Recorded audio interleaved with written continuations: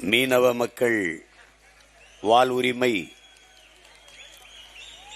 தமிழர் எங்களின் பிறப்புரிமை என்ற முழக்கத்தை முன்வைத்து நம்முடைய மீனவ பாசறை நடத்துகிற இந்த கண்டன ஆர்ப்பாட்டத்தில் பங்கேற்று கண்டன உரை நிகழ்த்தி அமர்ந்திருக்கிற தலைவர் பெருமக்கள்,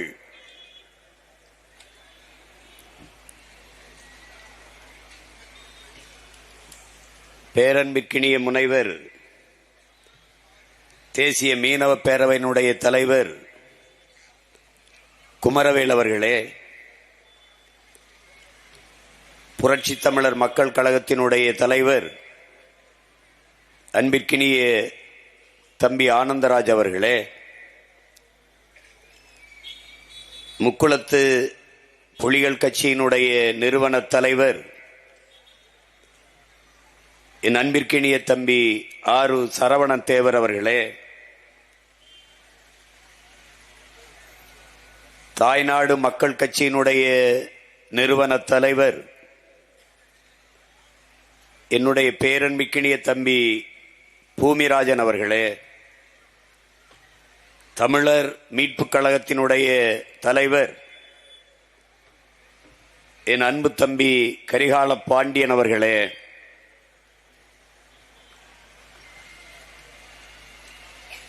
முக்குளத்தோர் எழுச்சி இயக்கத்தினுடைய மாநில பொதுச் செயலாளர் என் அன்பிற்கினிய தம்பி கவிக்குமார் அவர்களே, தமிழ்நாடு நாடார் சங்கத்தினுடைய தலைவர் அன்பிற்கினிய தம்பி முத்து ரமேஷ் அவர்களே, மல்லர் சேனையினுடைய தலைவர் அன்பிற்கினிய தம்பி சோலை பழனிவேல் ராஜன் அவர்களே, தென்னிந்திய ஃபார்வர்ட் பிளாக் கட்சியினுடைய நிறுவன தலைவர் என் அன்பு தம்பி கேசி திருமாறன் அவர்களே, கொங்கு மக்கள் முன்னணியினுடைய தலைமை ஒருங்கிணைப்பாளர் அன்பிற்கினிய ஐயா ஆறுமுகம் அவர்களே, சிறுபான்மை மக்கள் கட்சியினுடைய நிறுவன தலைவர் வணக்கத்திற்குரிய பேராயர் ஐயா சுவாமி இயேசுதாஸ் அவர்களே, தமிழர் தேசிய கட்சியினுடைய தலைவர் என் அன்பு தம்பி என் ஆருயிர் இளவல் செல்வகுமார் அவர்களே,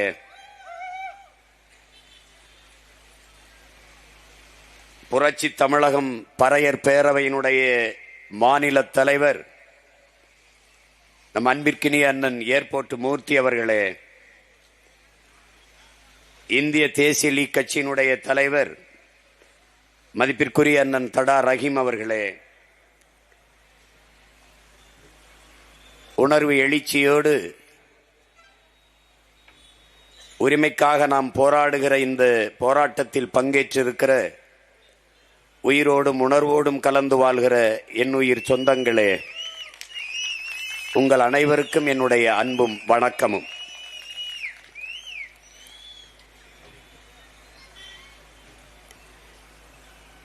இங்கே பேசிய என்னுடைய அன்பிற்கினிய அண்ணன் அலங்கார் அவர்கள் என்னை சந்தித்து பேசிய போது, நாங்கள் இந்த கட்சியை கலைத்துவிட்டு உங்கள் கட்சியிலே சேர்ந்து விடவா என்று கேட்டேன் என்று சொல்கிறார்கள். அப்படி சொல்லவில்லை, நீங்கள் அங்கேயே இருங்கள், நாங்கள் எல்லோரும் உங்களோடு இணைந்து விடுகிறோம் என்று சொன்னேன். காரணம், மதிப்புமிக்க ஆற்றல்களை எல்லாம் இணைத்து அதனோடு இணைந்து இயங்குவதுதான் இன்றைய கால தேவை, ஒரு வரலாற்று பெருங்கடமை. அண்ணன் அலங்கார் அவர்களைப் போன்ற ஆளுமைகள் தமிழ் தேசிய அரசியல் தளத்தை பலப்படுத்த இணைந்திருப்பது மிகுந்த பெருமைக்குரியது. அதற்கு என்னுடைய அன்பும் வாழ்த்துக்களும், அவருக்கு என்னுடைய நன்றியும். இங்கே பேசிய என்னுடைய தம்பி ஹுமாயூன் அவர்கள் இந்த காலம் இஸ்லாமிய மக்களுக்கு புனித நாள், நோன்பு காலம் என்று குறிப்பிட்டார். அதைப் போலவே கிறிஸ்தவ மக்களுக்கும் புனித காலம், அது தவக்காலம். இப்போது நான் நிற்கிற களமும் காலமும் புனிதமான காலம்தான். அடிமைப்படுத்தப்பட்ட இன மக்கள், உணர்வை இழந்து உரிமை இழந்து நிற்கிற மக்கள், அவர்களின் உரிமைக்காக போராடுகிற செயல் ஒவ்வொன்றும் புனிதமானதுதான். அந்த புனிதமான பணியை நாம் எல்லோரும் இணைந்து செய்து கொண்டிருக்கிறோம். இங்கே பேசிய என்னுடைய தம்பிமார்கள் சாதிய இயக்கங்கள் எல்லாம் இணைந்திருக்கிறோம் என்று குறிப்பிட்டார்கள். உங்களை எல்லோரையும், நம்ம எல்லோரையும் இணைத்தது இந்த அண்ணன் அல்ல, நம் அன்னை தமிழ் என்பதை நாம் எல்லோரும் அறிவோம். தமிழ் உலக மொழிகளின் தாய். அவள் என் அன்பு உடன் பிறந்தார்களே, அவள் பேரன்பின் தாய். அவள் எல்லோரையும் இணைப்பாள். சாதி மத உணர்ச்சிகள் நம்மை பிளந்து பிரிக்கும். நம் சதையை வெட்டுகிற கத்தி, அருவாள், கோடாரி போல அது. ஆனால் மொழி இன பற்றும் உணர்ச்சியும் நம்மை இணைக்கும், ஒரு நூல் ஊசி போல. ஒரு தாயின் பிள்ளைகள் நாம், தமிழ் தாயின் பிள்ளைகள். ஒரே வீட்டில் குழந்தைகளாக இருக்கும்போது வாழ்ந்தோம், வளர்ந்தோம். பிறகு எல்லோருக்கும் மணமாகி குழந்தைகளாகி குடும்பம் பெறுகிற போது வசதியாக வாழ தனித்தனியாக வீடு கட்டி குடியேறினோம். அதைப் போல நாம் தனித்தனி அமைப்புகளாக தேவைக்கேற்ப இருந்து இயங்குகிறோம். ஆனால் தாய் வீட்டிற்கு ஒன்றென்றால் நாம் எப்படி எல்லோரும் ஒன்று கூடுவோமோ, அப்படி தாய் நாட்டிற்கு ஒன்றென்றால் நாம் எல்லோரும் கூடுவோம் என்பதை இது உணர்த்துகிறது, உலகிற்கு எடுத்து காட்டுகிறது. நாங்கள் தனித்தனி இயக்கங்களாக இருக்கலாம், ஆனால் நோக்கம் ஒன்றுதான், தமிழ் தேசிய இனத்தின் உரிமை, விடுதலை, அதன் எதிர்கால பாதுகாப்பான நல்வாழ்வு. ஆதி தமிழ் குடிகள் பறையர்களின் அவர்களின் நில உரிமை, பஞ்சமர் நில மீட்பு, அதற்காக இந்த படை பேரணி நடத்தி பெருங்குரல் எழுப்பியது. பிறகு மீனவ சொந்தங்கள் அவர்களின் உரிமைக்காக இன்று களத்திலே ஒன்றிணைந்து நிற்கிறது. இதற்கெல்லாம் ஏன் போராட வேண்டும்? ஆதி தமிழ்குடி பறையருக்காக நிற்காமல், நாலாவது தாய்க்குடி மீனவ மக்களுக்காக நிற்காமல், ஒரு தமிழன் இருந்தால் அவன் பிறந்து பயனில்லை, அவன் பிறவி கடமை, அவனுடைய வரலாற்று பெரும்பணி.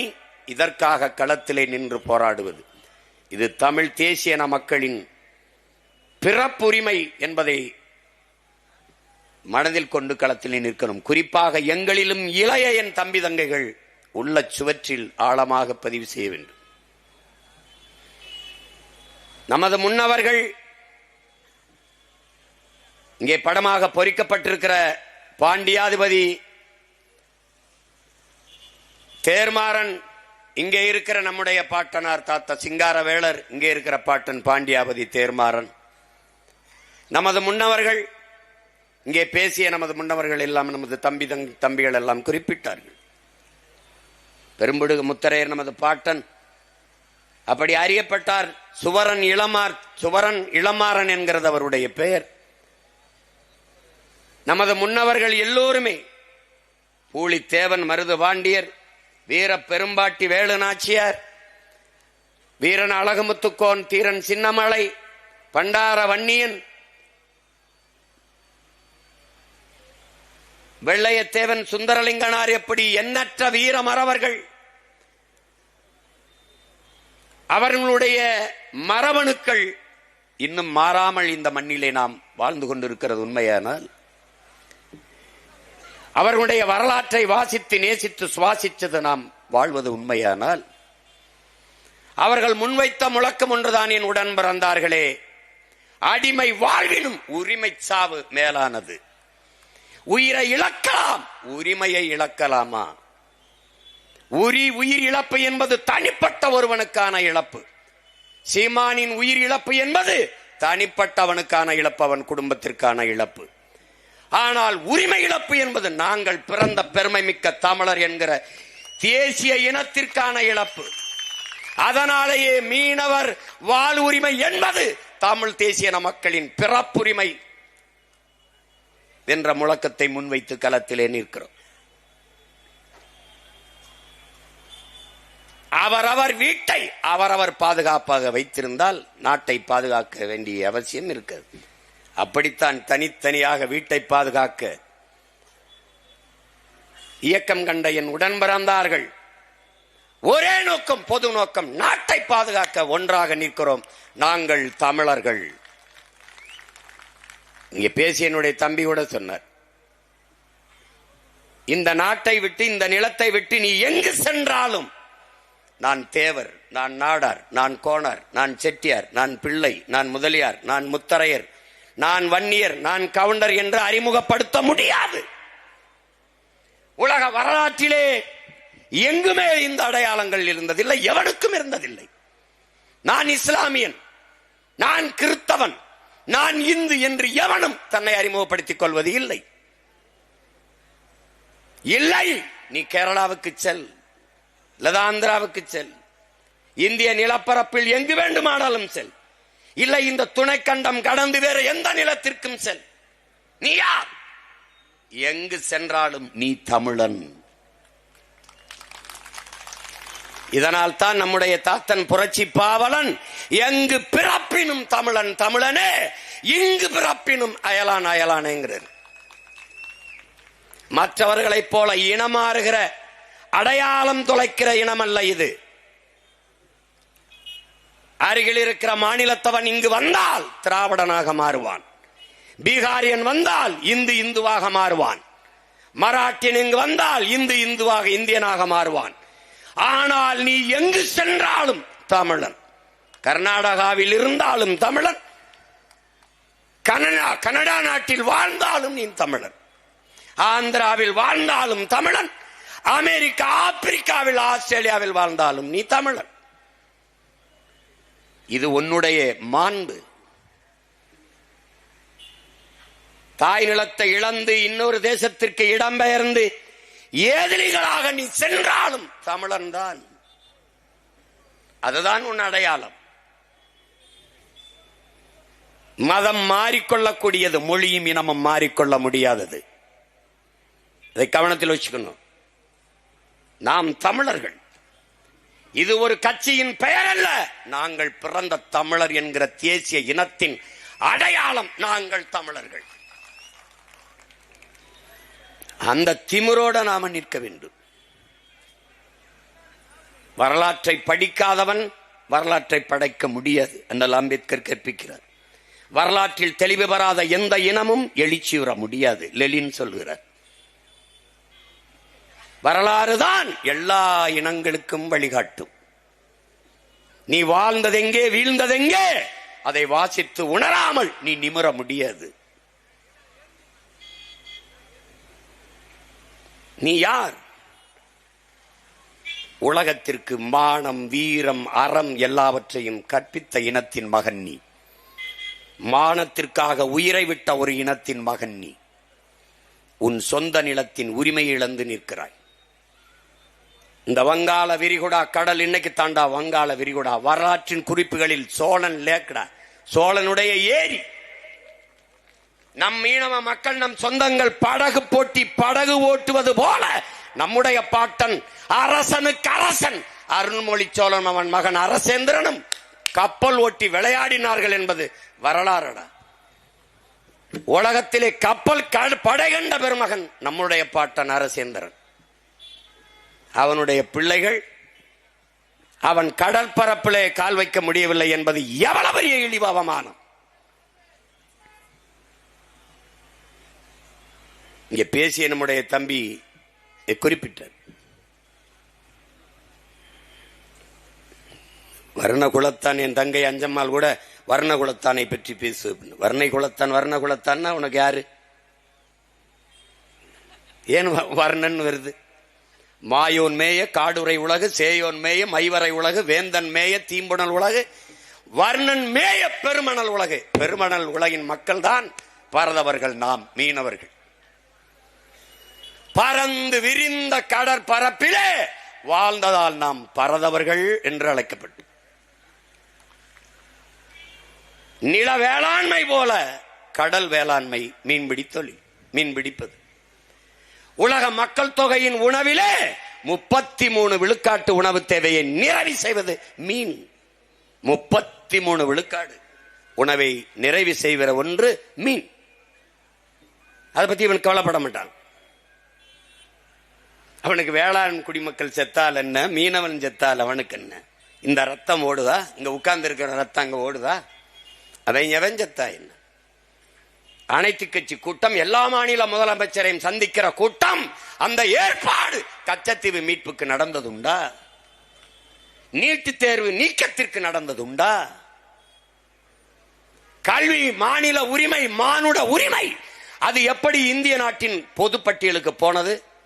எடுத்துக்கொண்டு போனது அம்மையார் இந்திரா காந்தி. கொடுக்கும் போது, எடுத்துக்கொண்டு போகும்போது வேடிக்கை பார்த்துக் கொண்டிருந்தது ஐயா கருணாநிதி.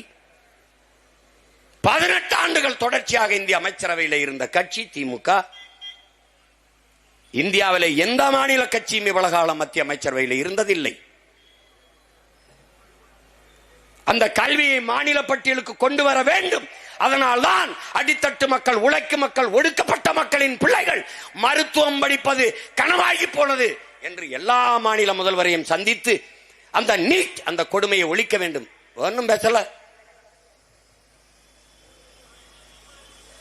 இங்கே இருக்கிற எந்த மான தமிழச்சி மாறல பால் குடித்த மகனுக்காவது 12 மீனவனம் சொந்தங்களை ஒரே சங்கிலியில் பூட்டி இழுத்து கொண்டு போக காட்சியை பார்த்த பிறகு ரத்தம் கொதித்து கோபம் கொந்தளித்திருந்தால் நீ உண்மையிலேயே மான தமிழன், மரத்தமிழன் மகன்டா.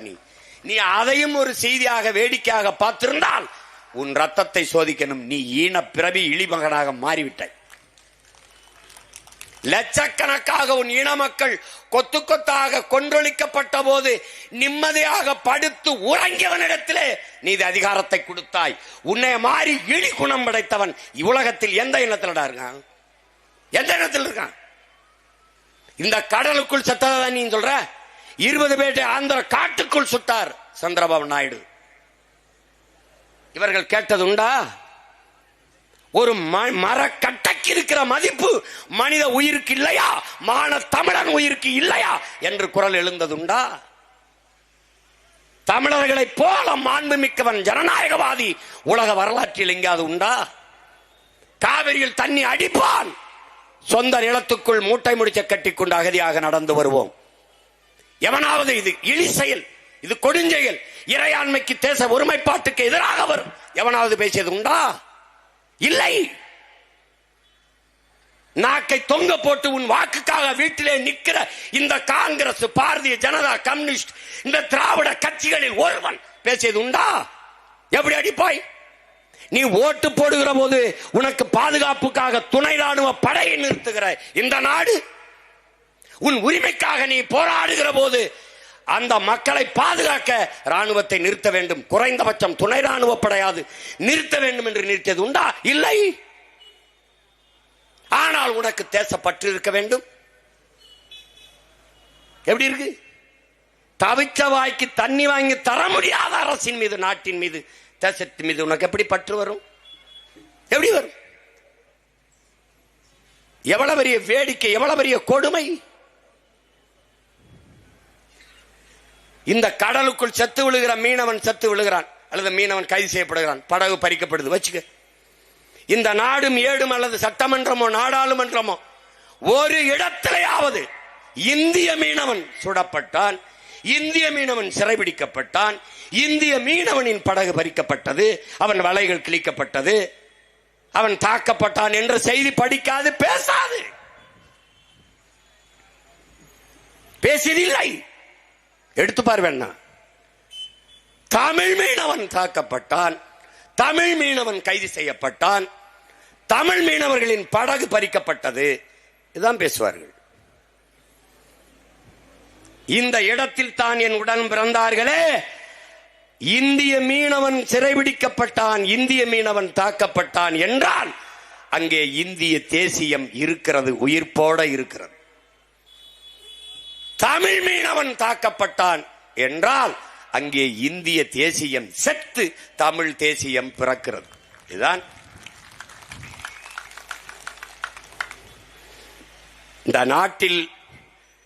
இங்கே பேசிய என் தம்பிகள் கூட ஜெய்ஹிந்த் என்று சொல்கிறார்கள். அது காரணம் எங்களுடைய தாத்தா தெய்வ திருமகன் முத்துராமலிங்க தேவர் அவர்கள்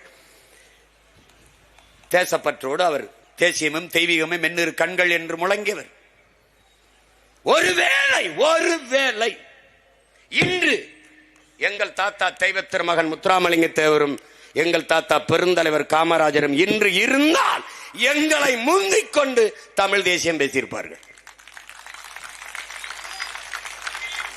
நாங்கள் பேசுகிற அரசியலை விட 1000 மடங்கு தீவிரமாக பேசியிருப்பார்கள். ஏனென்றால் இந்த நாடு என் நாடு. வரலாற்று பூர்வமான விவாதத்திற்கு வா.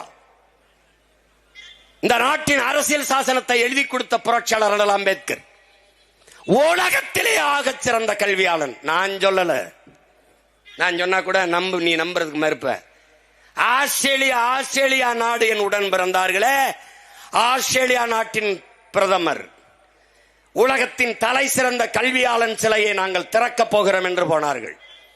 காட்சி காட்டப்படுகிறது, எல்லோரும் ஆவலோடு எதிர்பார்க்கிறார்கள், யார் உலகத்தின் தலை சிறந்த கல்வியாளன். அங்கே சென்றார். ஒரு அறையிலே, ஒரு அரங்கிலே சிவப்பு துணி, வெல்வெட்டு துணி, பட்டு துணி போர்த்தி ஒரு சிலை மறைக்கப்பட்டிருக்கிறது. அந்த சிலையை அந்த நாட்டின் பிரதமர் அந்த துணியை நீக்கி திறந்தார். அந்த சிலை மார்பளவு புரட்சியாளர் அம்பேத்கருடைய சிலை. ஒரு மனிதன் தன் வாழ்நாளிலே 10,000 புத்தகங்கள் படித்திருக்க வேண்டும், 10,000 மைல்கள் பயணம் செய்திருக்க வேண்டும். சீன பொன்மொழி ஐயா இறையன்பு எழுதிய 10,000 மைல் பயணம் புத்தகத்திலே தலைப்பிலே எழுதியிருப்பார். 10,000 புத்தகம். உலகத்தில் 64,000 புத்தகங்களை படித்தவன் அண்ணல் அம்பேத்கர். படுக்கிற இடம் கூட படிக்கிற நூலகத்திற்கு பக்கத்தில் இருக்க வேண்டும் என்ற அறை எடுத்து தங்கி தங்கி படித்தவர். அவர் சொல்லுகிறார், இந்தியாவை இந்துக்கள் நாடு என்று சொல்வதை நான் ஏற்க மாட்டேன். இந்த நிலப்பரப்பு முழுதும் தமிழை தாய்மொழியாக கொண்ட நாகர்கள் தான் பரவி வாழ்ந்தார்கள். என்னுடைய மூதாதைகளின் மொழி கூட தமிழ்தான் எழுதியிருக்க. அப்ப என்ன உறுதியாகுது? பாரத நாடு பைந்தமிழர் நாடு, இந்திய நாடு என் நாடு. பேரன்பினாலும் பெருந்தன்மையினாலும் எங்கள் முன்னவர்கள் செய்த பிழையால் வான தமிழ் மக்கள் குறுகி குறுகி காலடியில் கிடக்கிறோம். தெரிந்துதான் துணிந்து நிமிர்ந்து எழுந்து கிளர்ச்சி செய்கிறோம். இதுக்கு நடுங்கிறான் திராவிடன், நடுக்குறுகிறான், பயப்படுகிறான். ஒரு கூட்டம் போட்டால் கொடி கட்டாதே, பதாகை வைக்காதே, சுவரொட்டி போடாதே, அதை போடாதே, இதை போடாதே.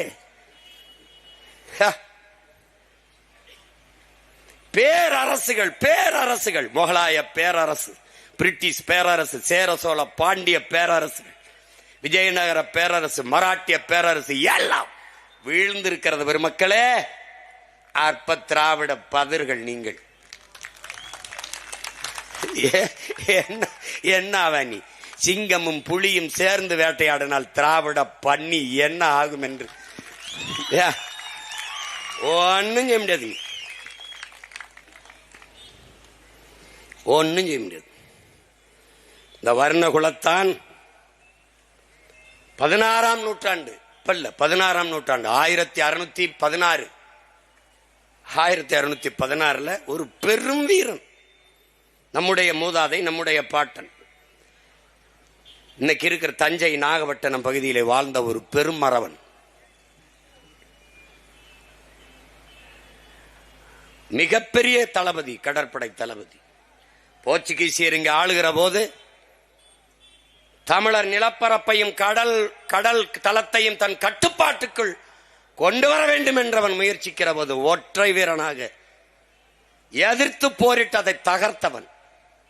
போர்ச்சுகீசிய வரலாற்று ஆசிரியர்கள் தங்களுடைய வரலாற்றை குறிப்பிடுகிற போது பெரிய எதிரி என்று இந்த வர்ணகுலத்தானை அந்த மக்களால் செம்நாயக்கர் என்று அழைக்கப்பட்ட வர்ணகுலத்தானை பெரிய எதிரி என்று குறிப்பிட்டிருக்கிறார்.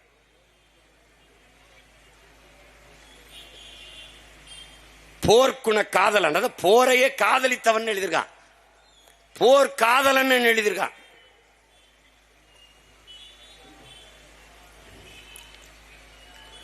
அப்படிப்பட்ட வீரன் வளைகுடாவின் சுறா என்று வர்ணிக்கப்பட்ட, வரலாற்றாசிரியர்களால் குறிக்கப்பட்ட, அதுவும் அவன்ல எந்த போர்ச்சுகீசிய காலனி ஆதிக்கத்தை எதிர்த்து போராடினாரோ அவன் தன் வரலாற்று குறிப்பில் எழுதியிருக்கான் வளைகுடாவின் சுறா என்று.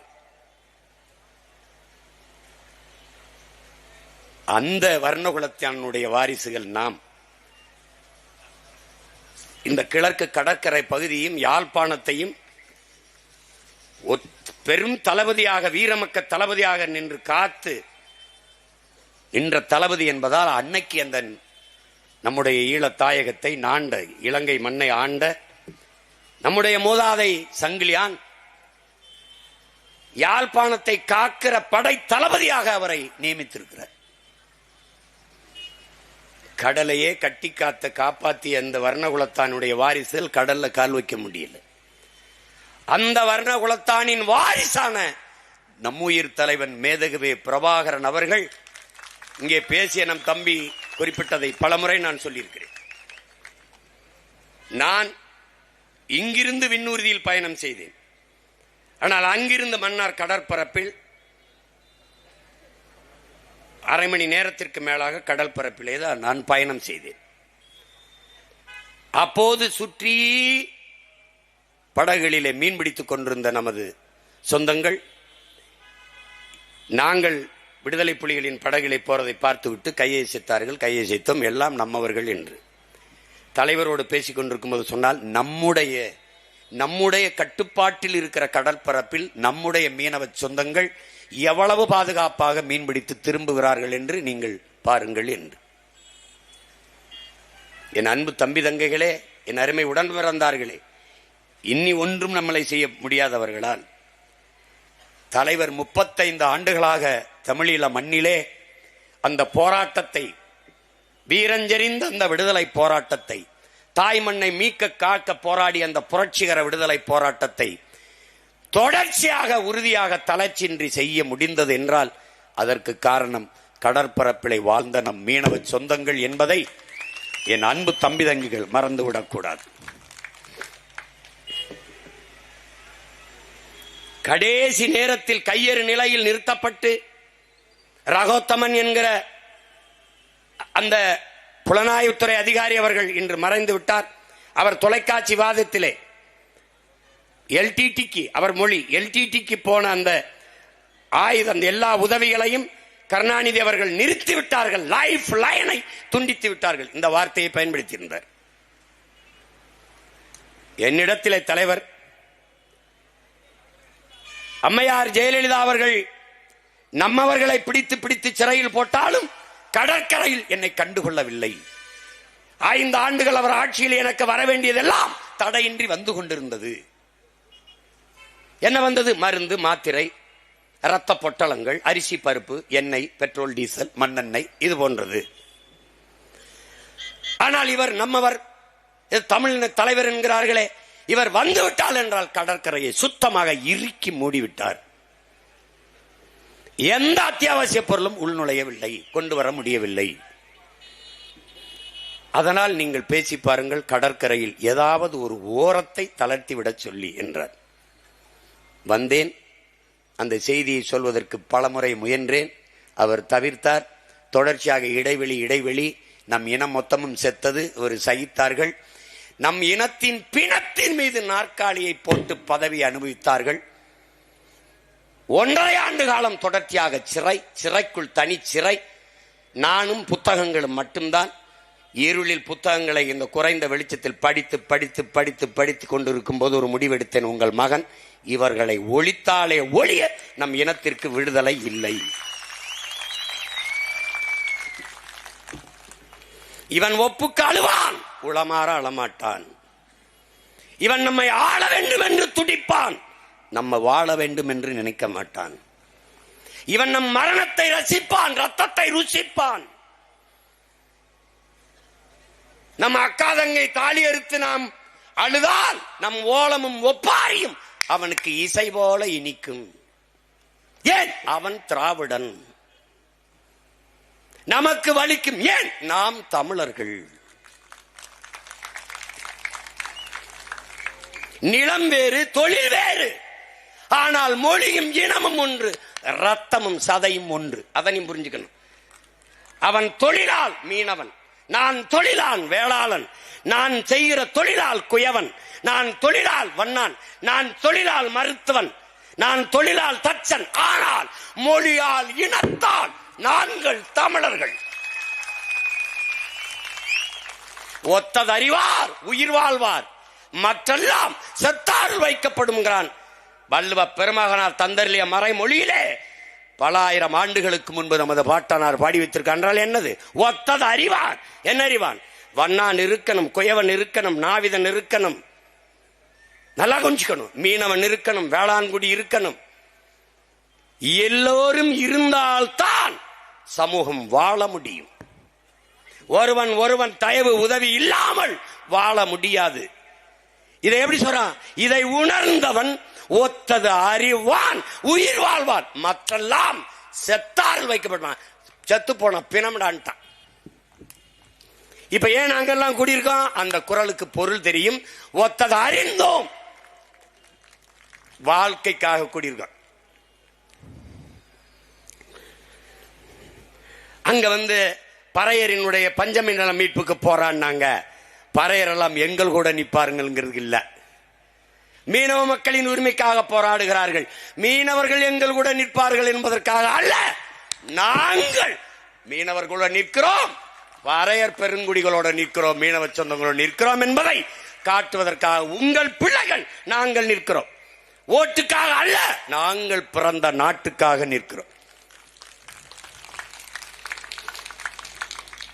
அவ்வளவுதான். குறையை கேட்கிற இடத்தில் இல்லாமல் குறையை தீர்க்கிற இடத்தில் வைக்கமா வேணாமா என்பது முடிவெடுக்க வேண்டியது என் மக்கள். ஆனால் இப்போது நாங்கள் செய்கிற வேலை என்பது எங்கள் பிறவி பணி, கடமை. ஒரு நாடு மிகப்பெரிய துணைக்கண்டம், மிகப்பெரிய கடற்படை ராணுவத்தை நிறுத்தி இருக்கிறது. ஒரு அடிப்படை கேள்விகள் தானே. பாதுகாப்பு பணியை இந்திய கடற்படை ராணுவம் செய்கிறது. இந்திய கடலுக்குள் யாரிடமிருந்து யாரை பாதுகாக்க? இந்த கேள்வி எழுமா எழாத? உன் சொந்த நாட்டு மக்களை அதை நீ சொல்லிரு. நீ என் நாட்டு மக்கள் இல்லைன்னா நாங்க எங்க வேலையை பார்த்துக்கிறோம். எங்க அண்ணன் ஏர்போர்ட் மூர்த்தி சொல்ற மாதிரி எப்படி பாதுகாக்கணும்னு எங்களுக்கு தெரியும். விட்டுரு எங்களை. ஆனால் நீ வாக்கை கேட்கிறாய், அது இனிக்குது. என் வரியை கேட்கிறாய், அது இனிக்குது. ஆனால் என் வாழ்க்கை மட்டும் ஏன் உனக்கு கசக்குது? ஏன் கசக்குது? என் ஓட்டு இனிக்குது, என் உரிமை ஏன் கசக்குது? அது எப்படி? இவ்வளவு பெரிய ராணுவம் ஒரு முறையாவது தன் நாட்டு குடிமக்களை சுடும்போது தடுத்து காத்து காப்பாற்றியது என்ற செய்தியை அறிவார்ந்த தமிழ் சமூக தம்பிதங்கைகள், என் சொந்தங்கள் படித்ததுண்டா? இல்லை. ஒருபோதாவது சிறை பிடிக்கும் போது தடுத்து காத்து மீட்டது என்ற செய்தியை படித்தீர்களா? இல்லை. அப்ப வலிமை மிக்க இந்திய கடற்படை ராணுவம் அங்க என்ன கபடி விளையாடுதா இல்ல பல்லாங்குழி ஆடுதா? யாரிடமிருந்து யாரை பாதுகாக்க பாதுகாப்பு பணியை செய்கிறது? ஒரு சின்ன நாடு. ஒரே ஒரு முறை என் மீனவனை தொட்டா என்றால் பொருளாதார தடை. உன்னோட வர்த்தகம், தொழில், ராணுவம் எந்த ஒப்பந்தமும் கிடையாது சொன்னால் தொடுவானா? தொடமாட்டான். ஏன் சொல்ல மாட்டான்? சாவவன் தமிழன், சகித்துக் கொள்வான். ஏனால் இந்தியர்கள் திராவிடர்களுக்கு தமிழும் தமிழர்களும் பகைவர்கள். எந்த இடத்தில் உன் உரிமைக்காக உன் உணர்வை மதித்து உன் உயிரை மதித்து நின்றிருக்கிறான் சொல்லு. காவிரி காங்கிரஸ் திமுக இல்ல காங்கிரஸ் பிஜேபி இல்ல கம்யூனிஸ்ட் நிலைப்பாடு. முல்லை பெரியாற்று உரிமை காங்கிரஸ் கம்யூனிஸ்ட் பாரதிய ஜனதா இந்த கட்சிகளின் நிலைப்பாடு ஒன்னும் இல்ல. கச்சத்தீவு மீட்பு கொடுத்ததுதான். தம்பி கூட பேசின அதேதான் சொல்லும். யாருடைய சொத்து? உங்க ஒப்பன் சொத்தா, உங்க ஒத்தா சொத்தா? இது என் தாத்தா சொத்து. சேதுபதி மன்னனுடைய என்னுடைய பரம்பரை நிலம். தம்பி துரைமுருகன் சொன்ன மாதிரி இந்தியாவை நீ துண்டாட விரும்புகிறாய். நாங்கள் இந்திய நிலப்பரப்பை பெருசாக்க ஒரு முறை எடுத்து என் தாய் நிலத்தோடு சேருங்கிறோம். என்னைய பிரிவினைவாதிங்கிற. நீ கொடுத்தது அஞ்சு நீ தேசியவாதிங்கிற. நேடாது என்னது? இப்ப ஒருவேளை எங்க கிட்ட அதிகாரம் வந்துடுச்சு, இந்த கச்சத்தீவை பிரிச்சு எடு கிரிச்சு. நீ கச்சத்தீவை நான் கேட்கல, அவன் விட்டுட்டு போயிடுவான். அவனுக்கு தெரியும். இலங்கை கடற்படைக்குள்ள சீன இருக்கான். நம் மீனவர்களை தாக்குறான். செய்தி பார்த்துக்க, பத்திரிகையில் இருக்கு, நீங்க இன்னும் கூட இருக்கு, படிச்சுக்கலாம். அடிக்கிறான், சிங்கள ராணுவ வீரன் அடிக்கிறான். அடிக்கும்போது இந்த சீனன் அடிக்கிறான். அடிக்கும்போது எப்படி அடிக்கிறான்? நம்ம மீனவர்கள் சொந்தங்களை, they are all bloody Indians, fool Tamilians அடிக்கிறான். எப்படி அடிக்கிறான்? bloody Indians, fool Tamilians அடிக்கிறான் அந்த சீன. இந்த பேருக்காம பாருங்க இந்த சிங்களன், no no no no they are all Prabhakaran relations. அப்படியே அந்த உரையாடல புத்தகத்தில் எழுதியிருக்கான். இதுல இருந்து நீ சொன்னாலும் சொல்லனாலும் அவனுடைய ரிலேஷன்ஸ் தான் நீ. உலகம் அப்படித்தான் உன்னை பார்க்கும். இப்போ நம்ம பல தடவை கேட்டோம், இவன் செய்ய மாட்டான், நல்லா தெரிஞ்சுக்கணும். இவன் கேட்க மாட்டான், பேச மாட்டான். ஏன்னா இந்த பாரு, இங்க இருக்கிற பிரச்சனை தங்கச்சி அஞ்சம்மாள் சொன்ன மாதிரி, இது மீனவன் பிரச்சனை, அது மாணவன் பிரச்சனை, அது விவசாயி பிரச்சனை, இது போக்குவரத்து தொழிலாளர் பிரச்சனை. இங்க இதுதான்டா பிரச்சனை. இந்த மீனவனுக்கு அவனே போறான்னு, முத்தரைக்கு ஒரு பிரச்சனையா என் தம்பி செல்வகுமார் தான் போறான்னு, தேவேந்தருக்கு ஒரு பிரச்சனையா அது இந்த தேவேந்தர் சமூகம் தான் போறான்னு, பறையருக்கு ஒன்னா பறையரே போறான்னு. எப்படா உன் உரிமையை மீட்ப? இதில் எந்த பிரச்சனையும் நம் சொந்த பிரச்சனை, நம் இனத்தின் பிரச்சனை என்று என்னைக்கு வருகிறியோ அன்றுதான் எழுச்சியான போராட்டமாக மாறும். அதிகாரம் கவனத்தில் எடுக்கும், தீர்வு வரும். கடல்ல மீன் பிடிக்கிறது மீனவன் பிரச்சனை இல்ல, நம் உரிமை பிரச்சனை. கடற்கரையில சமாதி கட்டுறதுல நம்ம அதை தகர்க்கணும் சொல்றது மீனவர் வாழ் உரிமைக்காக இல்ல. கடற்கரை தமிழனுடைய கடற்கரை, என்னுடைய பொது சொத்து. அது எவனுக்கும் கல்லறை கிடையாது. அது உங்க ஒப்பனுக்கும் கிடையாது, உன் தாத்தனும் கிடையாது, எவனுக்கும் கிடையாது. கடற்கரை கடற்கரை தான். இந்திய நாட்டிலே இந்த நாட்டை ஆண்ட பிரதமர் எவனும் கடற்கரையில் படுத்திருக்கானா? இந்திய நாட்டில் எத்தனை மாநிலங்கள், அத்தனை மாநில முதலமைச்சர் கடற்கரையில் படுத்திருக்கானா? நீ என்னத்த புடுங்கிட்டேன்னு எல்லாரும் ரெண்டு ரெண்டியா கல்வி படுத்திருக்க? இல்ல எங்க பாட்டனை போல விடுதலைக்கு செக்கு இழுத்தியா, இல்ல தூக்குல தொங்குனியா, இல்லை சிறை வெட்டியா, மிதி வெட்டியா? ஒன்னும் பண்ணல. அப்ப அது கடக்கும் போது நமக்கு ஒரு வெறி வரும் பாரு. எங்களையெல்லாம் தூக்கி சுடுகாட்டில் போட்டு நாட்டே சுடாதாக்கிட்டு நீ மல்லாந்து குழு குழுன்னு கடற்கரையில் படுத்துக்கிட்டு சேட்டை தானே இது. நாமெல்லாம் பேராசைப்பட்டு எல்லை தாண்டி போனோம். நீ என்ன பட்டு அங்க படுத்திருக்கிற? என்னது? ஒருத்தன் கேட்க மாட்டான், ஒருத்தன் கேட்க மாட்டான். எல்லை தாண்டி மீனவன், கேரள மீனவன் வந்துறான். ஏன் அவனை நீ கைது பண்ண மாட்ட? ஏன் சுட மாட்ட? ஏன்னா அவனுக்கு பெத்தவன் அப்பன், எனக்கு மத்தவன் அப்பன். தொடா பாப்பம்ங்கிறான். இங்க பேசி என் தங்கை அனீஸ், என் தம்பி இமா எல்லாம் பேசினாங்க. இத்தாலி கடற்படைங்க கேரள மீனவன் 2 பேர் படகுல போற போது எச்சரிக்கிறாங்க, அவன் கடற்படை எச்சரிக்கிறான், கிட்ட வர்றான், வேற எது எதிரி படையோ உளவுப்படை தெரியல, சுட்டுறாங்க, சந்தேகத்துல சுட்டுறான். 2 மீனவன் செத்துறா. உடனடியா அந்த அரசு தண்டம் விதிக்குது.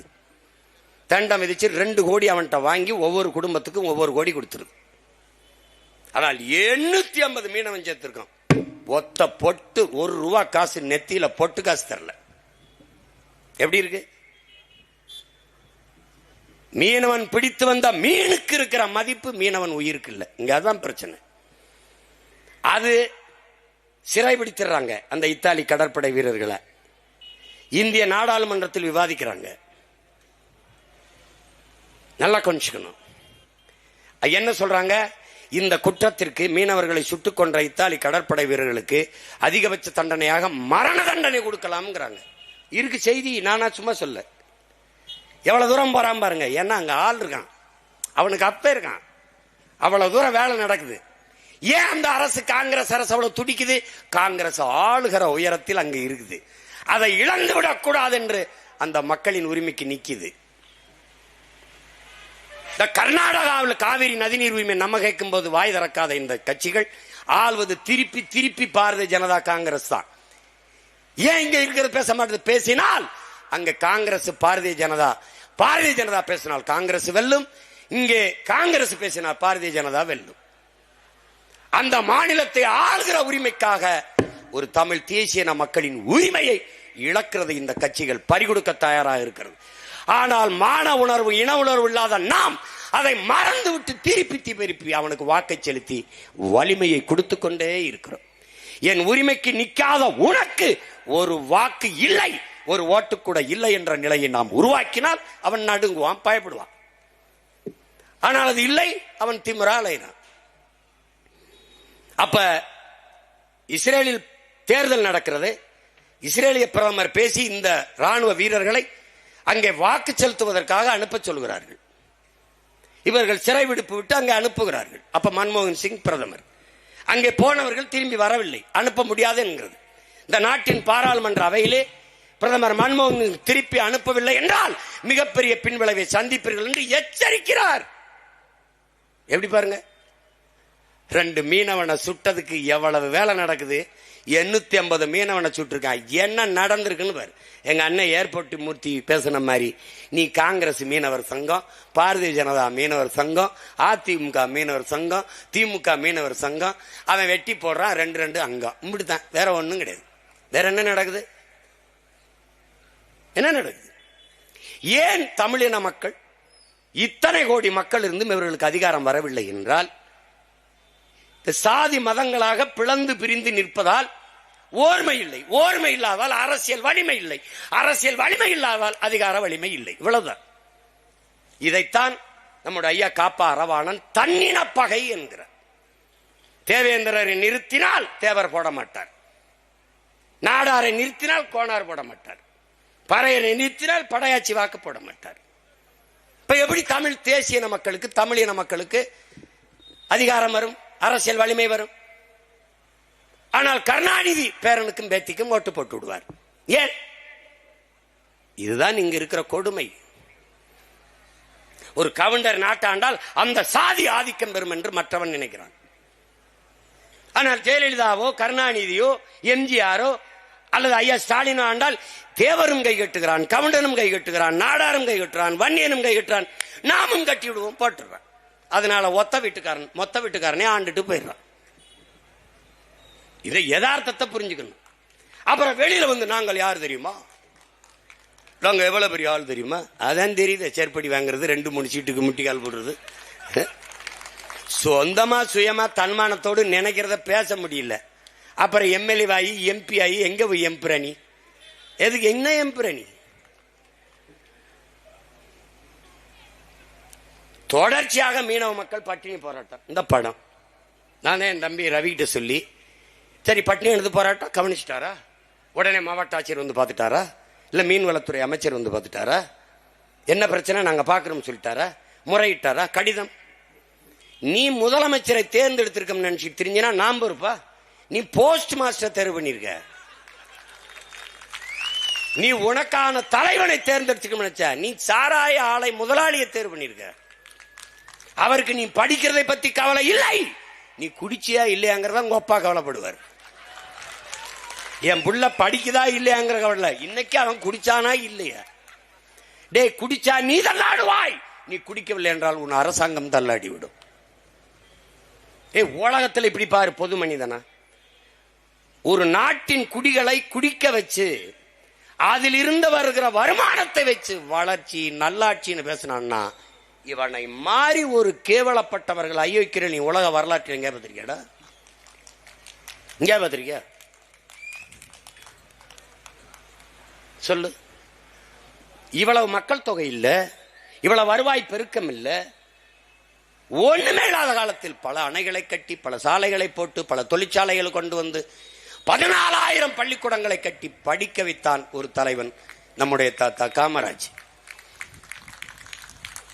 மின் கட்டணம் உயர்வு, சொத்து வரி உயர்வு, 9 லட்சம் கோடி கடன், பெட்ரோல் டீசல் விலை உயர்வு, அரிசி பருப்பு விலை உயர்வு, எல்லாம் போக வரி வரி எல்லாம் எடுத்துக்கொண்டு சாராயத்து அந்த காசுல அரசு நடத்த வேண்டியது இருக்குன்னா எதை பத்தி கவலைப்படுவோம்? மிக கொடுமையான ஒரு காலகட்டத்தில் நாம் மாத்திட்டோம். இதுவரை இந்த நாட்டை ஆண்டதிலேயே மிக மிக மோசமான முதல்வர் ஐயா ஸ்டாலின் அவர்கள் தான். உண்மையிலே அவருக்கு என்ன நடக்குன்னு தெரியல. இப்ப கள்ளச்சாராயம் குடிச்சு செத்தா அந்த அரசு பொறுப்பேற்கணும், அந்த துறை சார்ந்த அங்கிருந்த சட்டமன்ற உறுப்பினர் நீக்கணும், பாராளுமன்ற உறுப்பினர் நீக்கணும், அப்படி சொல்ல இல்ல. உடனே மாவட்ட ஆட்சியர் பணியிட நீக்கம் அப்படி தூக்கிடுவார், பணியை மாற்றி விட்டுருவார். பணியிட நீக்கம் பணி மாற்றம், உயர் காவல்துறை எஸ்பி மாவட்ட எஸ்பி பணியிட மாற்றம். ஏன்னா அவன் தானே காட்சி வித்தது, ஊரல் போட்டது அவன் தானே. இப்ப இங்க தம்பி கூட சொன்னாரு பாருங்க, அங்க கள்ளச்சாராயம் காய்ச்சின இடத்துல படிக்கிற பிள்ளை 2 பிள்ளை போய் இதை தடுத்துட்டாங்கிறதுக்காக வெட்டி கொண்டுட்டான். அதுக்கு என்ன நடவடிக்கை? அங்க இருக்க மாவட்ட ஆட்சியர் பணிமாற்றம், உயர் காவல்துறை அதிகாரி பணிமாற்றம். அரசு பொறுப்பு இல்லை, அதுக்கு தெரியாது. இப்ப அவர்கிட்ட கேளுங்க, 1000 கோடியா என்ன கேட்டாங்க பத்திரிகைகள். 1000 கோடி இருக்காது, கூடத்தான் இருக்கும். அண்ணன் ஏர்போர்ட் மூர்த்தி கணக்கு சொன்னார் பாருங்க, அவர் சொல்ற கணக்கு படித்தா 14,000 கோடி 15,000 கோடி வருது. 10 ரூபா கேஸுக்கு, 10 ரூபா கணக்குக்கு. இந்த ஒரு இடத்துல தாண்டா தமிழ்நாட்டில் என் உடன் பிறந்தானே. உற்பத்தி செய்கிறவனும் விற்பனை செய்கிறவனும் ஒரே முதலாளி இருப்பது டாஸ்மார்க்ல மட்டும்தான்டா. அவனே காய்ச்சறான், அவனே உற்பத்தி செய்யறான், அவனே விற்கிறான். இந்த ஒரு இடத்துல தான்.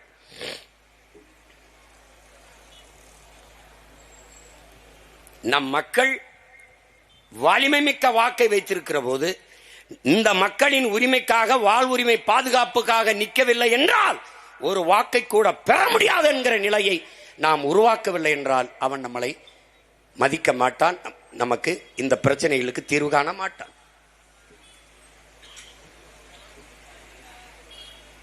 ஒரு இடத்திலேயாவது நமக்கு நின்றுருக்காங்களா பாரு. இந்த நாட்டை பார்த்து இலங்கைங்கிற தீவுக்கு ஏன் அச்சம் இல்லை? உன் சொந்த நாட்டு மக்களை சுட்டுக் கொள்பவனுக்கு நீ ராணுவ பயிற்சி கொடுப்பியா? உன் நாட்டு குடிகளினுடைய படகை பறித்து ஏலமிடுவனுக்கு போர்க்கப்பல் பரிசு கொடுப்பியா? எந்த நாடாவது கொடுக்குமா? அதை வேடிக்கை பார்த்து கொண்டு அரசு இருக்குமா? இந்த மாநிலம் இந்த மக்களுக்கென்று இருக்கிற அரசு இருக்குமா? சொல்லுங்க.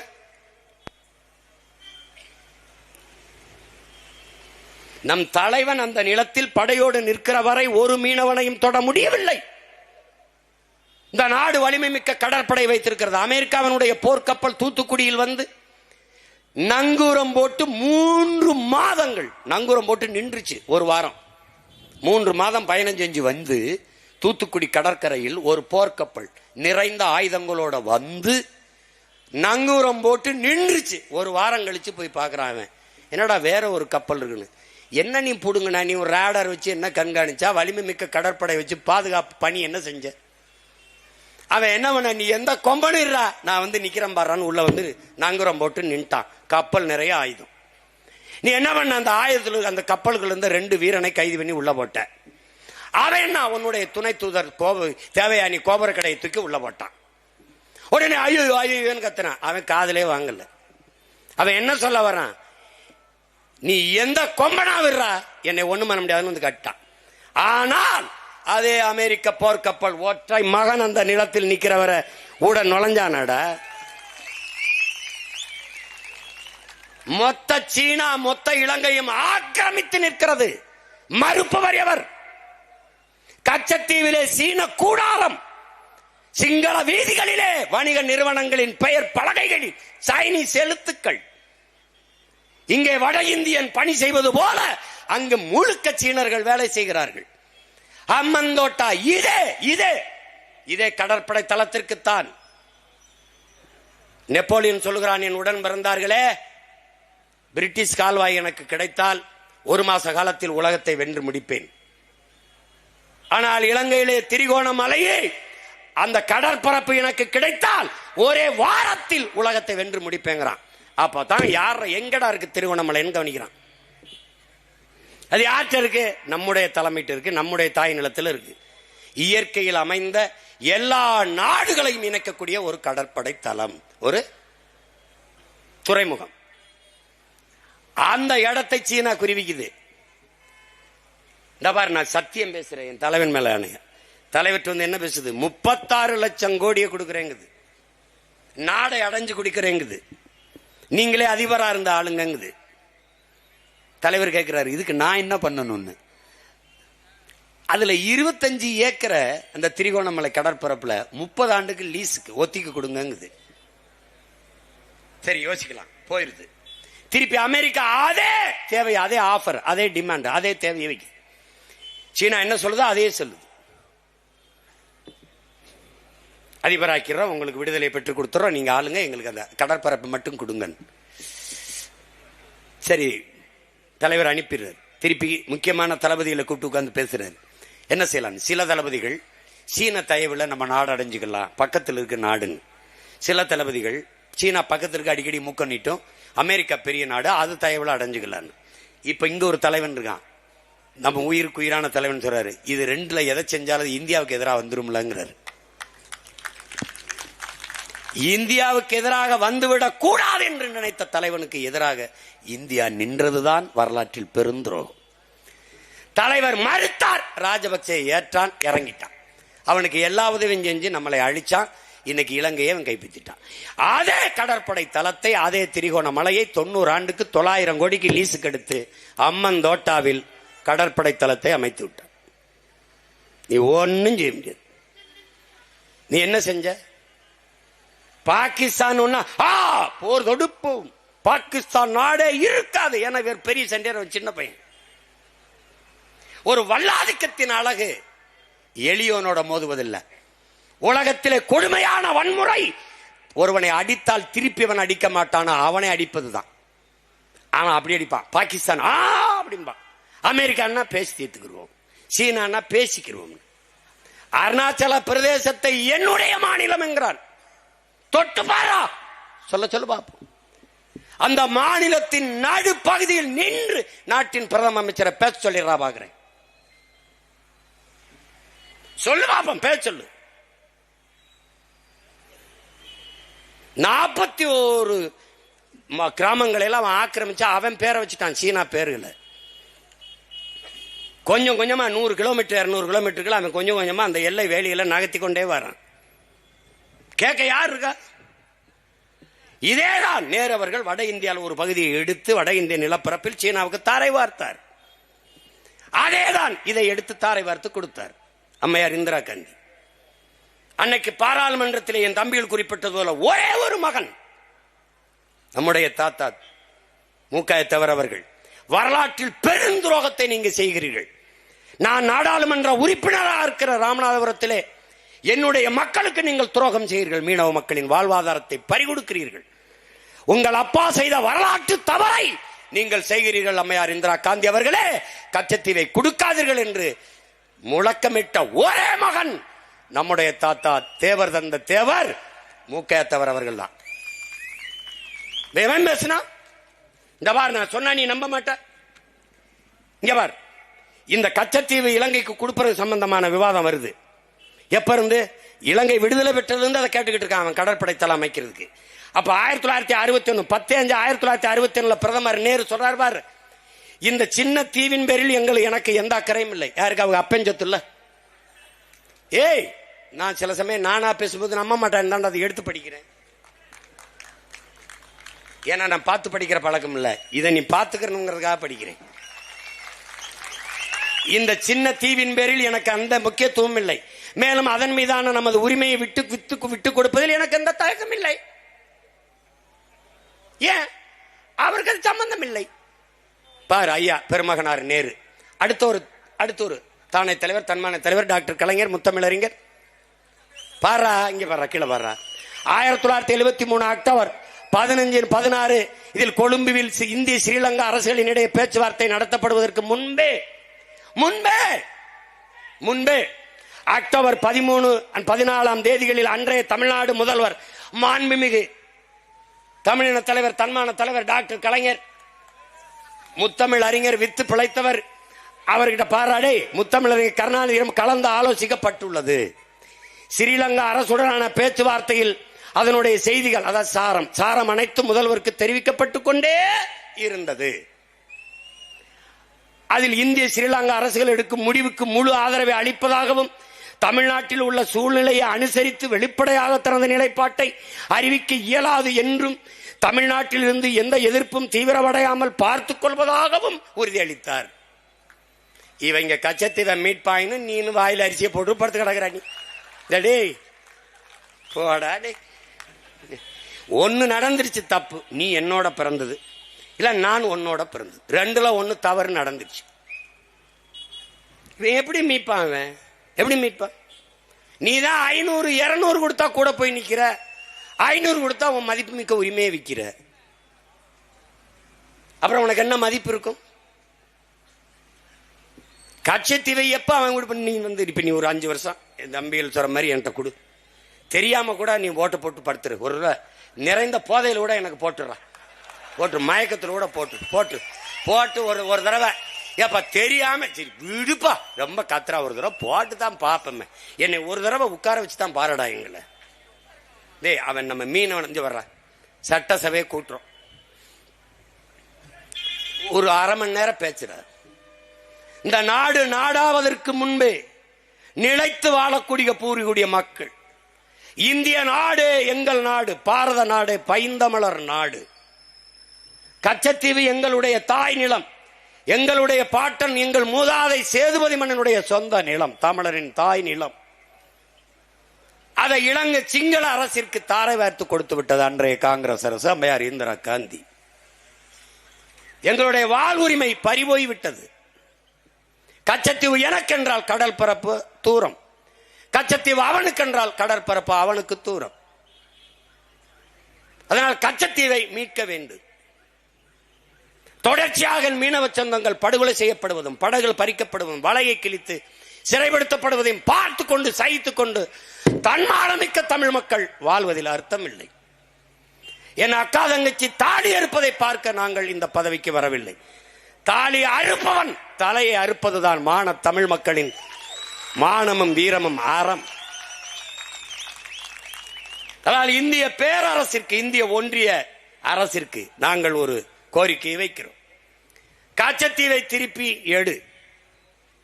முடியாது. இலங்கை உங்கள் நட்பு நாடு, சிங்களர்கள் உங்கள் நண்பர்கள் என்றால் நான் யார்? ஹூ ஐ ஆம்? நான் யாரு? ஹூ ஆமை? நான் யாரு? உனக்கு சொல்லு, நான் யாரு? இலங்கை சிங்கள நண்பன் என்றால் நான் யார்? என்னையை தாண்டி இலங்கை உனக்கு நட்பு நாடு, சிங்களன் உன் நண்பன் என்றால் அவனை வைத்துக்கொள், என்னை விட்டுவிடு.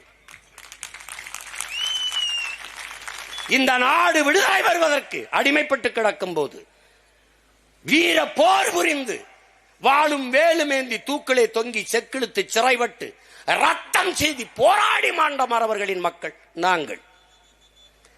விடுதலை பெற்ற பிறகு இந்த நாட்டின் சட்டத்திட்டம் இறையாண்மைக்கு கட்டுப்பட்டு வாக்கு செலுத்தி வரி செலுத்தி வாழக்கூடிய தமிழ் தேசிய மக்கள்.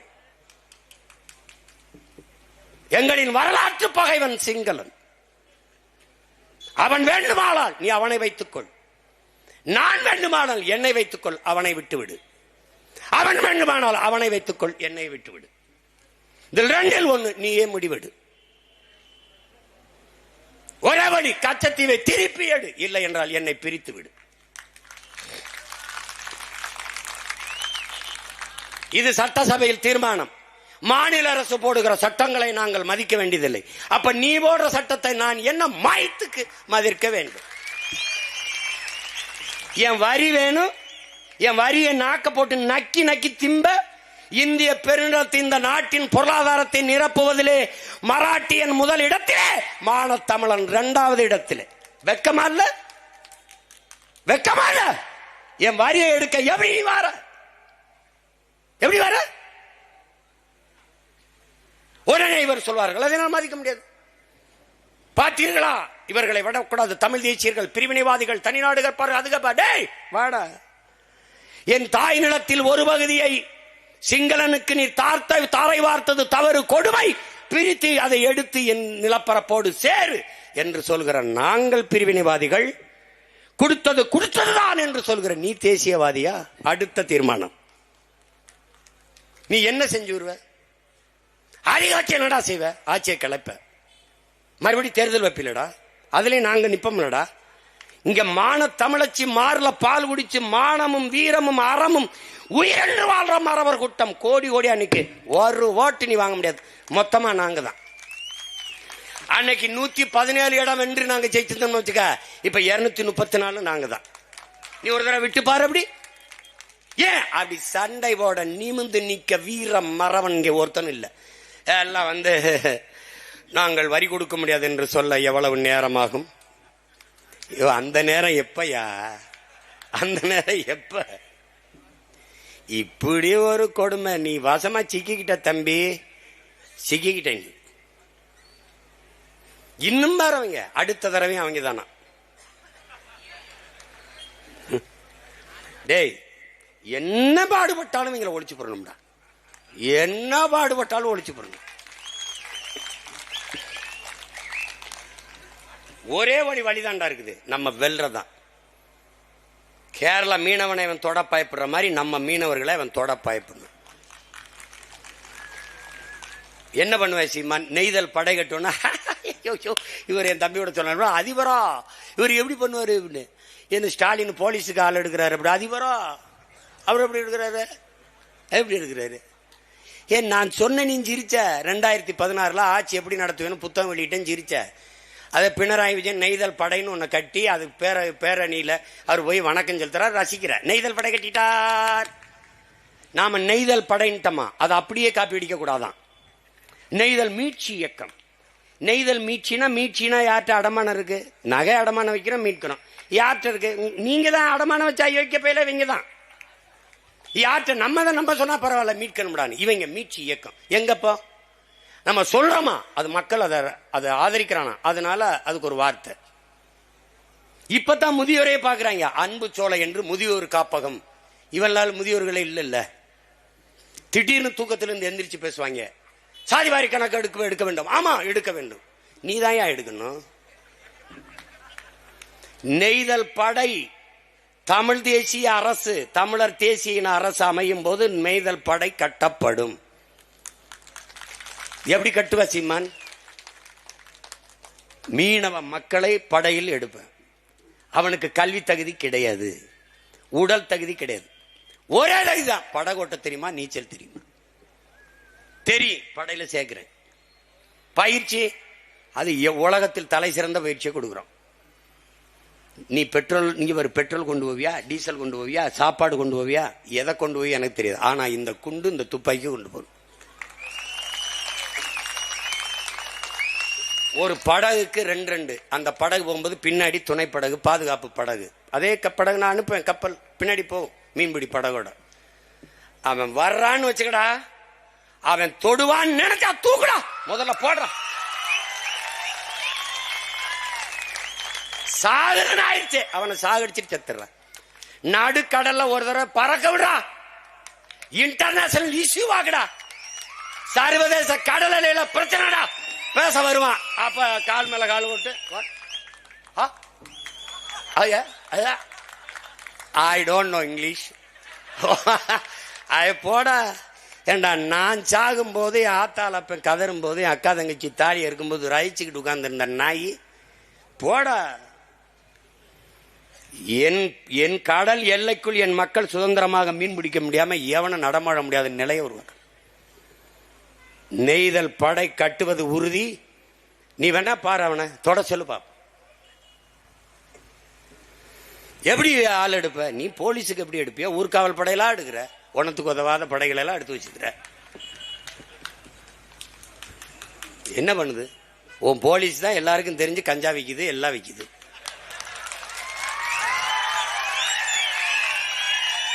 நீ சட்டம் ஒழுங்கு பெரிய காவலருங்கிற. நாளைக்கு எத்தனை பேர் சாவான்னு தெரியல. எவன் வெட்டுப்பட்டுச்சாவன், இவன் குத்துப்பட்டுச்சாவன், உயிரோடவே சீருடையோட போலீஸ் எரிச்சு போட்டு போறேன், ஒன்னும் கேட்கல. போலீஸ் ஒரு காவலரை எரிச்சு உயிரோட கொளுத்தி விட்டு போயிட்டான். இப்ப நாம நாட்டை பாதுகாக்கிறோம் இல்லையோ, முதல்ல போலீஸை பாதுகாக்கணும். நம்ம பிரச்சனை அதுதான், நமக்கு இருக்கிற பிரச்சனை அதுதான் பெரிய பிரச்சனை இருக்கு. மீனவர் வாழ் உரிமை என்பது மீனவ மக்களின் உரிமை என்று நீங்கள் எண்ணுவதை கைவிடுங்கள். தமிழ் பேரினத்தின் உரிமை என்பதை நீங்கள் கவனத்தில் வச்சுக்கணும். இந்த அரசுகள் செய்யாது. செய்வதென்றால் எப்போ செஞ்சிருக்கலாம். அவனுக்கு நம்ம உரிமையை பற்றியோ, உயிரை பற்றியோ, உணர்வை பற்றியோ, வாழ்க்கையை பற்றியோ அவனுக்கு கவலை கிடையாது. அவனுக்கு கூறி நம்ம வாக்குதான். அப்ப நாம செய்ய வேண்டியது, இப்ப நம்ம எத்தனை கேள்வி எழுப்புறோம். குஜராத்தில் ஒரு மீனவனை பாகிஸ்தான் கடற்படை கைது பண்ணிச்சு. இங்க கூட என் தம்பி பேசினான், பகை நாடு உனக்கு பாகிஸ்தான், விளையாட்டுல கூட நீ ஒன்னா நிக்கிறது இல்லை. ஆனால் அந்த நாட்டு ராணுவம் உன் நாட்டு மீனவனை சுட்டுக் கொண்டது ஒன்றா இல்லை, கைது செஞ்சிருக்கு.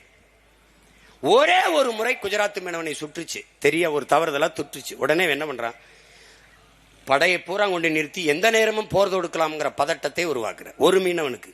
நான் 850 மீனவனுக்கு நீ எடுத்த நடவடிக்கை என்ன?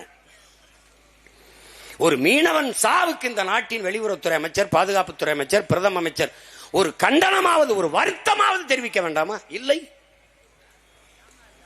குஜராத் மீனவனை கைது செய்து கொண்டு போகிற போது விரட்டி போய் இந்திய கடற்படை ராணுவம் தடுத்து மீட்டு கொண்டு வருகிறது. அதை வரவேற்கிறோம். அதை போல எங்க மீனவர்களை சிறைபிடிக்கும் போது ஏன் தடுத்து மீட்டு கொண்டு வரவில்லை? ஏன்? என் மீனவனை மொட்டையடிப்பது எனக்கான அவமானம் இல்ல, இந்த நாட்டை ஆளுகிற தலைவர்களுக்கான அவமானம், இந்திய பெருநாட்டிற்கான அவமானம்.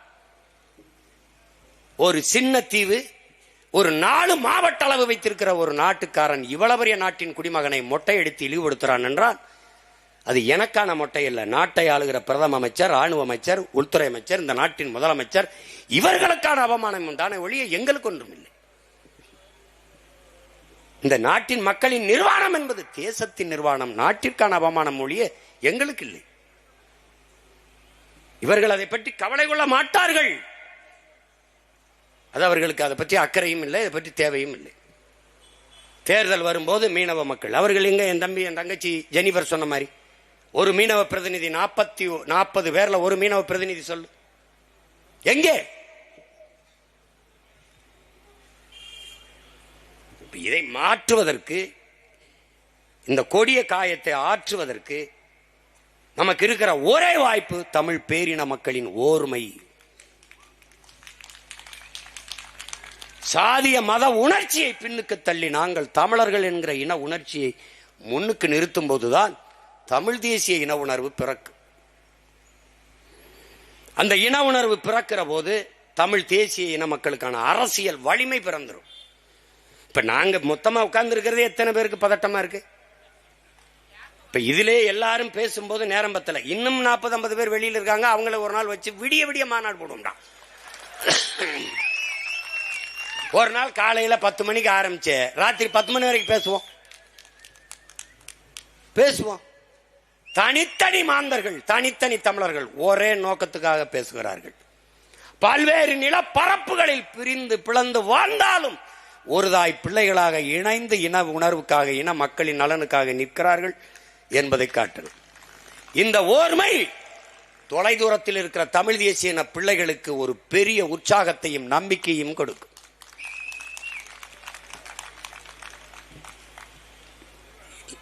இல்லைன்னா அவன் நம்மளை பார்த்து நினைப்பான், அவன் ஒரு தனியா அங்கிட்டு கத்திட்டு இருப்பான், இவன் தனியா கத்திட்டு இருப்பான், அவன் தனியா கத்திட்டு இருப்பான்னு நினைப்பான். அப்படி கிடையாது. ஒரு உயர்ந்த நோக்கத்திற்காக ஒன்றிணைந்த நாங்கள் நிற்போம் என்பதை காட்டுவதற்காக இந்த தொடர்ச்சியாக இந்த தமிழின மக்கள் நாங்கள் ஒருங்கிணைந்து இந்த மக்களின் பிரச்சனைகளை முன்னிறுத்தி நாங்கள் போராடி வருகிறோம். இந்திய நாட்டை ஆளுகிற ஆட்சியாளர்கள், குறிப்பாக தமிழ்நாட்டு ஆட்சியாளர்கள், திராவிட மாடல் ஆட்சியாளர்கள் ஒன்னத்துக்கு உதவாததுக்கு எல்லாரையும் கூட்டி கூட்டி பேசிட்டு இருக்கிறத விட்டுவிட்டு உயிர் பிரச்சனையாக இருக்கிற நீட்டு பிரச்சனையை நீக்குவதற்கு, இந்த மீனவ மக்களினுடைய வாழ்வுரிமையை மீட்பதற்கு, காப்பதற்கு, இது போன்ற பிரச்சனைகளுக்கு நீங்க எல்லா கட்சியையும் கூட்டி பேசுங்கள், எல்லா மாநில முதல்வரையும் சந்திச்சு பேசுங்கள். மீனவர் வாழ்வுரிமையை, மீனவர் மீன் பிடிக்கிற உரிமையை அதை பாதுகாத்துக் கொடுங்கள். இந்த கடல் பரப்பில் மீன் பிடிக்கிற உரிமை இந்த நாட்டின் குடிமக்கள் எங்களுக்கு இருக்கா இல்லையா? முதலில் நாங்கள் இந்த நாட்டின் குடிமக்களா இல்லையா? இல்லை என்றால் இல்லை என்று சொல்லுங்கள். நாங்கள் இந்த நாட்டின் குடிமக்கள் என்றால் எங்களுக்கு உரிய பாதுகாப்பை கொடுங்கள், எங்கள் வாழ்வுரிமையை மீட்டுக் கொடுங்கள். இதுதான் நாங்கள் வைக்கிற கோரிக்கை. நாங்கள் தேவையற்று போராடுகிறோம், பொழுதுபோக்குக்காக போராடுகிறோம் என்று சொல்லாதீர்கள். எங்கள் உயிர் தலைவன் எங்களுக்கு கற்பித்தது போல மற்ற இனங்களுக்கெல்லாம் வாழ்க்கையில் எப்போதாவது போராட்டங்கள் வரும். ஆனால் தமிழின மக்களுக்கு போராட்டமே வாழ்க்கையாக மாறி இருக்கிறது. போராடினாத்தான் வாழ முடியும் என்கிற நிலைக்கு தள்ளப்பட்டு இருக்கிறோம். ஒரு பிரச்சனை இல்லை, ரெண்டு பிரச்சனை இல்லை.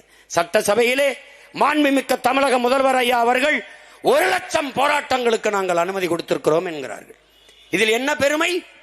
1,00,000 பிரச்சனைகளை என் மக்களுக்குள் திணித்திருக்கிறீர்கள், போராட்டங்களை கையெழுத்திருக்கிறீர்கள், அவர்களுக்கு திணித்திருக்கிறீர்கள் என்பதுதான் கொடுமை. அதுல பெருமை இல்லை உங்களுக்கு. போராடுகிற நிலைமைக்கு என் மக்களை 3 ஆண்டுகளில் 1,00,000 போராட்டங்களை போராடுகிற நிலைமைக்கு தள்ளிவிட்டு இருக்கிறீர்கள். அப்ப பிரச்சனைகளிலே பிறந்து, பிரச்சனையிலே வளர்ந்து, பிரச்சனையிலே வாழ்ந்து, பிரச்சனையிலே மரணிக்கிறான் தமிழன். 9,00,000 கோடி கடனை பெற்று நீங்க நிறைவேற்றிய ஒரு நலத்திட்டம் சொல்ல முடியுமா? இல்லை. என் மீனவ மக்களின் படகை பறிக்காதே, அவனுடைய வாழ்வாதாரத்தை பறிக்காதே என்று ஒரு கடும் அறிக்கையை இந்த நாட்டின் அதிபர்கள் விட முடியலையே. அப்புறம்